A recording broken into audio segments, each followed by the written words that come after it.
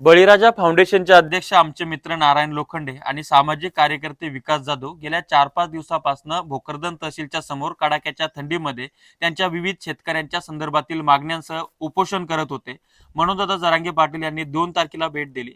त्यानंतर बऱ्याचशा मागण्या मान्य करण्यात आल्या, मात्र इतर मागण्यांसंदर्भात प्रशासन दखल घेत नव्हतं आणि मग तांडव सुरू झाला तो सरपंच मंगेश साबळे यांचा।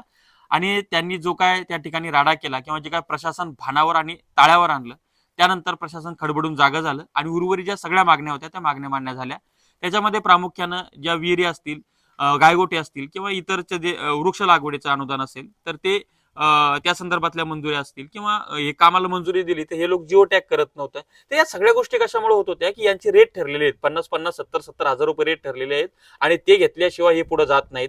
मग ते मुख्यमंत्री कार्यप्रशिक्षणासाठी सुद्धा त्यांनी 80 मुलांकडनं 8-8 हजार रुपये काहीतरी असे पैसे 8-8 हजार 1-1 हजार मागितले होते। त्यामुळे अशा पद्धतीचा भ्रष्टाचार बोकाळलेला आहे आणि हा बोकाळलेला भ्रष्टाचार विकास जाधव आणि नारायण लोखंडे या 2 तरुण शेतकरी नेत्यांच्या उपोषणामुळे थांबलेला आहे आणि सगळ्या मागण्या त्यांच्या मागण्या मान्य झालेल्या आहेत। भोकरदनकरांना माझी विनंती आहे की या लढवया लोकांच्या पाठीशी आपण उभे राहा।